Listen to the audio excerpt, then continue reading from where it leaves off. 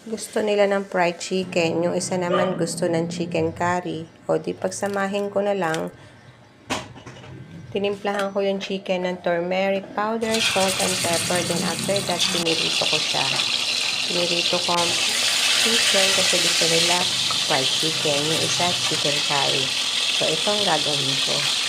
After ko siyang maprito, magigisa ako ng bawang sibuyas.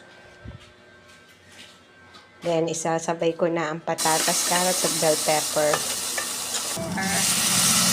Maglagay na rin ako ng tubig. At syempre, gagawin ko nga ang fried chicken curry, kaya naglagay ako ng curry powder. Then, nilagay ko na ang pinirito kong chicken, nilagyan ko ng fresh gata.